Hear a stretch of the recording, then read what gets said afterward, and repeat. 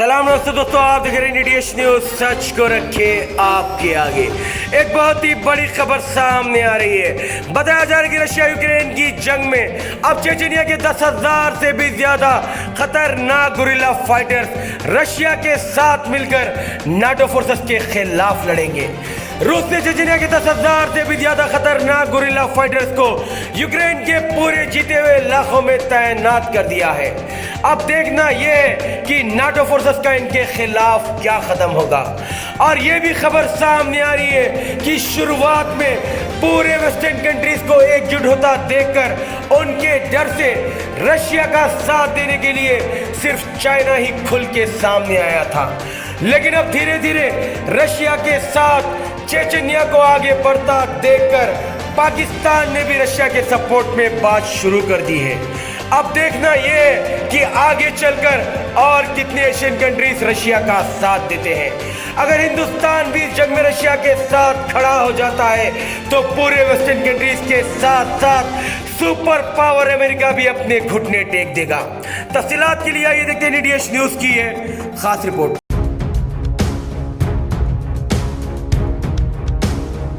इस वक्त रूस यूक्रेन पर कब्जा करने के लिए पेशकदमी जारी रखे हुए है। जैसे कि आपको पता है कि रूस एक क्रिश्चियन मुल्क है।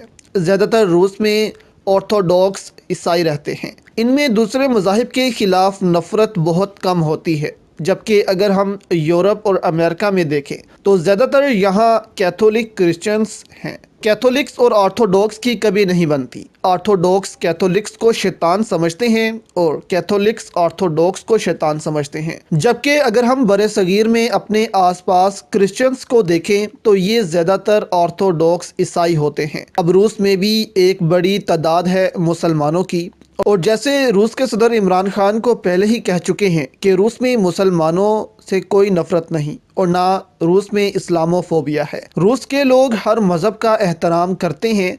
जैसे कि रूसी सदर ने फ्रांस के सदर को भी इस पर तनकीद का निशाना बनाया था और कहा था कि किसी भी मज़हब पर तनकीद करना आज़ादी इजहार राय नहीं है।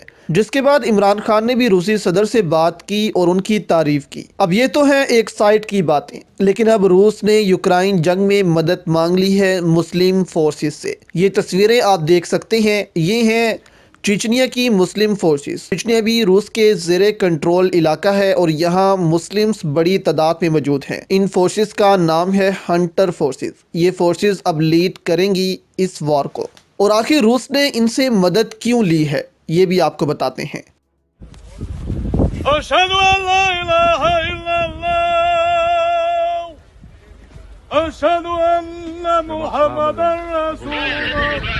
इस वक्त इन मुस्लिम फोर्सेस की जानिब से अजान दी गई है जंग से कबल, और नमाज अदा की गई है खुले मैदान में। आप फिल्म्स और ड्रामों में जो तारीख पर बने हुए हैं इनमें ऐसे देखा होगा कि मुस्लिम फोर्सेस जंग से कबल ऐसे ही नमाज पढ़ते और फतह के वक्त अजान देते हैं। तालिबान को भी जब फतह मिली काबुल में तो उन्होंने नमाज और अजान दी थी। अब ये हंटर फोर्सेस जा रही हैं यूक्रेन में, जहां रूस ने इन फोर्सेस से मदद लेकर एक पैगाम ये भी दिया है कि अब जंग में जो अदाब इस्लाम ने सिखाए हैं उन पर अमल किया जाएगा। यानी किसी के माल को नुकसान नहीं पहुँचाया जाएगा, बच्चों, बूढ़ों, औरतों का कत्लेआम नहीं किया जाएगा, और जो हथियार डाल दे इसकी जान बख्श दी जाएगी, और कैदियों को कानून के तहत रखा जाएगा और फसलों को कोई नुकसान नहीं पहुंचाया जाएगा। ये वो इस्लामी कानून हैं जिसके तहत मुस्लिम्स जंग लड़ते हैं और इस्लाम ने इनको ये कानून जंग के लिए दिए हैं। अब ये सब कानून रूस अपनाने जा रहा है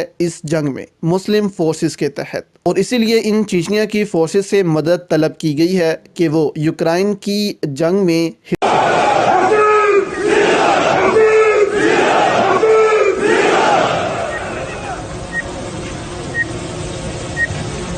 пользуясь хочу желать советского пока действующему президенту Зеленскому, пока он не стал экс-президентом Украины, но скорее позвонил нашему президенту, верховному главнокомандующему Владимиру Путину,